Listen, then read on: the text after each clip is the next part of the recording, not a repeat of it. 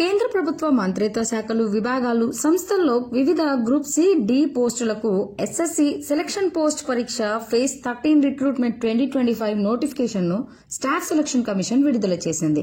Upper division clerk, deputy ranger, junior technical assistant, assistant programmer, field man ఇలా వివిధ కేటగిరీల్లో 2443 పోస్టులతో వివిధ విభాగాల్లో నియమించడానికి ఎస్ఎస్సి ఫేజ్ 13 నోటిఫికేషన్ 2025 ను జారీ చేసింది. ఆసక్తి గల అభ్యర్థులు మరి చివరి తేదీ అయిపోకముందే అప్లై చేసుకుని ఈ అవకాశాన్ని చక్కగా వినియోగించుకోవచ్చు. ఆసక్తిని బట్టి, వేకెన్సీ ఉన్న కేటగిరీని బట్టి 10th, ఇంటర్ మరియు డిప్లొమా కంప్లీట్ చేసిన అభ్యర్థులు ఈ నోటిఫికేషన్ కు అప్లై చేసుకోవడానికి అర్హులు. ఒక్కొక్క కేటగిరీకి ఒక్కొక్క ఏజ్ లిమిట్ తో పాటు ఒక్కొక్క క్వాలిఫికేషన్ రిక్వైర్మెంట్ ఉంది. క్వాలిఫికేషన్ రిక్వైర్మెంట్స్ అన్ని చెక్ చేసుకుని అభ్యర్థులు ఆ డేట్ లోపల అప్లై చేసుకోవచ్చు. ముందుగా దీనికి సంబంధించిన డేట్ లిస్ట్ చూసినట్టయితే అప్లికేషన్ డేట్ ఆల్రెడీ స్టార్ట్ అయిందండి. జూన్ 2 నుంచి అప్లికేషన్ విధానం అయితే మొదలైంది. జూన్ 23 వరకు అప్లై చేసుకోవడానికి ఛాన్స్ ఉంది. అంటే ఇంకా లెస్ దాన్ 20 డేసే ఉందన్నమాట. అభ్యర్థులు త్వరగా అప్లై చేసుకోవాలి. Last date for making online payment వచ్చేసి 24 June. Dates of window for application form correction అంటే అప్లికేషన్ లో ఏదైనా కరెక్షన్స్ ఉంటే అవి చేసుకోవడానికి జూన్ 30 వరకు టైం ఉంటుంది. మాక్సిమం అభ్యర్థులు ఫస్ట్ టైం అప్లై చేసుకునేటప్పుడే కరెక్షన్స్ ఏవి లేకుండా జాగ్రత్తగా అప్లై చేసుకుంటే బెటర్. ఎందుకంటే అప్లై చేసి మళ్ళీ కరెక్షన్ విండో ఓపెన్ అయ్యే వరకు వెయిట్ చేసి ఇదంతా ప్రాసెస్ అయ్యే బదులు ఫస్ట్ టైం అప్లై చేసుకునేటప్పుడే ఎలాంటి కరెక్షన్స్ అవ్వకుండా అప్లై చేసుకుంటే చాలా బెటర్ అన్నమాట. ఇకపోతే exam dates, tentative exam dates వచ్చేసి జూలై 24 నుంచి ఆగస్ట్ 4 వరకు ఉంటుందని ఇచ్చారు. ఇక్కడ అభ్యర్థులు ఒక టోల్ ఫ్రీ నంబర్ కూడా ప్రొవైడ్ చేశారండి. ఏదైనా సందేహాలు ఉంటే ఆ టోల్ ఫ్రీ నంబర్ కి కాల్ చేసి అభ్యర్థులు అనేవాళ్ళు వాళ్ళ డౌట్స్ ని క్లియర్ చేసుకోవచ్చు. ఇకపోతే ఏజ్ లిమిట్. ఏజ్ లిమిట్ అనేది ఒక్కో పోస్ట్ కు ఒక్కొక్క స్పెసిఫిక్ ఏజ్ లిమిట్ అనేది ఎస్ఎస్సి వాళ్ళు మెన్షన్ చేశారండి. ఏ పోస్ట్ కి ఏ ఏజ్ లిమిట్ ఉండాలి అనేది డిస్క్రిప్షన్ లో నోటిఫికేషన్ లింక్ ఇస్తాను. ఆ నోటిఫికేషన్ లింక్ లో పీడిఎఫ్ ని ఓపెన్ చేసి 78th పేజ్ నుంచి మీరు చూసుకున్నట్లయితే క్లియర్ గా ఏజ్ లిమిట్స్, వేకెన్సీస్, ఆ పోస్ట్ కేటగిరీ, ఏ క్వాలిఫికేషన్ వాళ్ళు ఎలిజిబుల్ అనేది చాలా క్లియర్ గా ఉంది. ఒక్కసారి అభ్యర్థులు రిఫర్ చేసుకోవచ్చు అప్లై చేసుకునే ముందు. ఇక ఏజ్ రిలాక్సేషన్స్ వచ్చేసరికి ఏజ్ లిమిట్ లో ఎస్సీ, ఎస్టీ కేటగిరీ వాళ్ళకి 5 years, ఓబీసీ వాళ్ళకి 3 years, పీడబ్ల్యూబీడీ వాళ్ళకి 10 years, అదే పీడబ్ల్యూబీ కేటగిరీలో ఓబీసీ వాళ్ళకైతే 13 years, ఎస్సీ ఎస్టీ వాళ్ళకి 15 years, ఎక్స్ సర్వీస్ మెన్ కి 3 years ఇలా ఏజ్ రిలాక్సేషన్స్ ఉన్నాయి. ఇకపోతే పరీక్షా విధానం. దీనిలో general intelligence, general awareness, quantitative aptitude, English language నుండి ప్రశ్నలు ఉంటాయన్నమాట. అన్ని సబ్జెక్టుల్లో 25 క్వశ్చన్లు చొప్పున 50 మార్కులకు అంటే 100 ప్రశ్నలు 200 మార్కులకు ఉంటుంది. టైం లిమిట్ వచ్చేసి చాలా తక్కువ, 60 minutes. అండ్ దీనికి నెగిటివ్ మార్కింగ్ 1/2 అంటే 0.5 మార్కింగ్ నెగిటివ్ మార్కింగ్ ఉంటుందండి.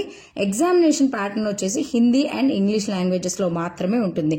ఈ ఎగ్జామినేషన్ తెలుగులో లేదు, ఓన్లీ హిందీ అండ్ ఇంగ్లీష్ లో మాత్రమే ఉంటుంది. ఇప్పుడు అప్లికేషన్ విధానం. ముందుగా అప్లై చేసుకోవడానికి www.ssc.gov.in ఈ లింక్ ని డిస్క్రిప్షన్ లో కూడా ప్రొవైడ్ చేస్తానండి. డిస్క్రిప్షన్ లో మీరు లింక్ క్లిక్ చేసి అప్లై చేసుకోవచ్చు. ఒక విండో ఓపెన్ అవుతుంది మీకు. ఇంతకు ముందే రిజిస్టర్ అయి ఉన్నట్లయితే ఆ డీటెయిల్స్ మీరు వెరిఫై చేసుకుని సబ్మిట్ చేయొచ్చు. లేదు అంటే కొత్తగా రిజిస్టర్ అయ్యాల్సిన వాళ్ళు, కొత్తగా అప్లై చేసుకునే వాళ్ళు రిజిస్టర్ చేయడానికి first Aadhaar card details click చేసి కింద ఉన్న క్యాప్చా ఎంటర్ చేసి ఓటీపీ, మీ మొబైల్కి వచ్చిన ఓటీపీని ఎంటర్ చేస్తే మీ ఆధార్ నంబర్ అనేది వెరిఫై అవుతుంది. ఓటీపీ ఎంటర్ చేసిన తర్వాత మీ details, date of birth details, father name, mother name ఇట్లా అన్ని మీరు ప్రొవైడ్ చేయాల్సి ఉంటుంది. నేమ్స్, ఈ పేరెంట్ నేమ్స్ ప్రొవైడ్ చేసేటప్పుడు మీరు ఖచ్చితంగా మీ 10th క్లాస్ సర్టిఫికెట్స్ లో ఎలా అయితే ఉన్నాయో పేర్లు అలానే మీరు ప్రొవైడ్ చేయాల్సి ఉంటుందన్నమాట. నెక్స్ట్ 10th ఏ బోర్డులో మీరు చదివారు, hall ticket number, me year of passing, me highest qualification ఏదైతే ఉంటుందో అది ఎంటర్ చేసి మీ మొబైల్ నెంబర్ మరియు ఈమెయిల్ ఐడి ఎంటర్ చేసి ఓటీపీ సెండ్ చేయమని క్లిక్ చేయండి. ఈ mobile number and email ID మీరు ఎప్పుడు పనిచేసేదిలా ఉంచుకుంటే బెటర్ అనమాట. ఎందుకంటే తర్వాత డీటెయిల్స్ కి అప్లై చేసుకోవడానికి మళ్ళీ మీరు చేంజ్ చేసే ఛాన్స్ ఉండకపోవచ్చు. Once me details, date of birth, 10th qualification ఇవన్నీ ఎంటర్ చేశాక మీకు ఒక రిజిస్టర్డ్ నంబర్ అనేది వస్తుంది. ఓటీపీ క్లిక్ చేశాక రిజిస్టర్డ్ నంబర్ వస్తుంది. దాన్ని యూజ్ చేసుకుని మీరు సైట్ లోకి లాగిన్ అవ్వచ్చు అనమాట, కొత్తగా రిజిస్టర్ చేసుకునే అభ్యర్థులు. నెక్స్ట్ మీకు వచ్చిన register number and password generate చేసుకుని రిజిస్టర్ అవ్వాల్సి ఉంటుంది. రిజిస్టర్ అయ్యాక మీ డీటెయిల్స్, బర్త్ మార్క్స్ అంటే 10th క్లాస్ మార్క్స్ లో ఉంటుంది, 10th మెమోలో ఉంటుంది కదా బర్త్ మార్క్స్, అవి ఇంకా మీ అడ్రస్ సేవ్ చేసి డిక్లరేషన్ పై క్లిక్ చేశాక మీకు అన్ని కన్ఫర్మ్ చేసుకుని డిక్లేర్ చేయమని ఒక బ్లాక్ వస్తుంది. అన్నిటిని ఒకసారి వెరిఫై చేసుకుని మీరు సబ్మిట్ చేశాక నెక్స్ట్ ప్రాసెస్ అనేది వస్తుంది. ఫస్ట్ స్టెప్ అప్లై చేసుకునేటప్పుడు మీరు ఆధార్ ఉందా లేదా అనేది క్లిక్ చేసి ఓటీపీ ఎంటర్ చేసి డిక్లేర్ చేయాలి. ఆ తర్వాత ఆధార్ వెరిఫై అవుతుంది. నెక్స్ట్ మీరు లాగిన్ అయ్యాక లైవ్ ఎగ్జామినేషన్ డీటెయిల్స్ క్లిక్ చేయగానే మీరు డీటెయిల్స్ ఎంటర్ చేసి డేటా అంతా సేవ్ చేయాల్సి ఉంటుంది. స్టెప్ బై స్టెప్ డీటెయిల్స్ అన్ని చదువుకుంటూ ఎగ్జామ్ సెంటర్ ప్రిఫరెన్సెస్ ని చూసుకుంటూ మీకు అనువైన ప్లేసెస్ ని సెలెక్ట్ చేసుకుని తర్వాత పోస్ట్ అండ్ రీజియన్ డీటెయిల్స్, మీరు ఏ పోస్ట్ కి అప్లై చేసుకోవాలనుకుంటున్నారో క్లియర్ గా చెక్ చేసుకుని అప్పుడు అప్లై చేసుకోండి. అభ్యర్థులు ముందుగా ఏజ్ లిమిట్ సెలెక్ట్ చేసుకోవడానికి మీరు ఏ పీడిఎఫ్ ని అయితే ఓపెన్ చేసి 78th పేజ్ నెంబర్ లో ఓపెన్ చేస్తారో ఆ ఓపెన్ చేసినప్పుడు మీ ఏజ్ లిమిట్ మీ క్వాలిఫికేషన్ కి తగ్గ పోస్ట్ కి ఏ కోడ్ అయితే ఉందో ఆ కోడ్ ని మీరు ఒక దగ్గర రాసి పెట్టుకోండి. ఆ పర్టికులర్ కోడ్ కి మీరు అప్లై చేసుకోవడానికి మళ్ళీ వెనక్కి వెళ్లకుండా అప్లికేషన్ ప్రాసెస్ లో అది సెలెక్ట్ చేయడానికి ఈజీగా ఉంటుందన్నమాట. ఇప్పుడు మీరు ఏ పర్టికులర్ పోస్ట్ కి అయితే అప్లై చేసుకుంటున్నారో దాన్ని సెలెక్ట్ చేసుకుని ఆ తర్వాత వచ్చే డీటెయిల్స్ అన్నిటిని ఫిల్ చేయాలి. చాలా జాగ్రత్తగా చేయాల్సి ఉంటుంది. ఏ చిన్న మిస్టేక్ అయినా కూడా మీ అప్లికేషన్ అనేది రిజెక్ట్ అయ్యే ఛాన్స్ ఉంటుంది.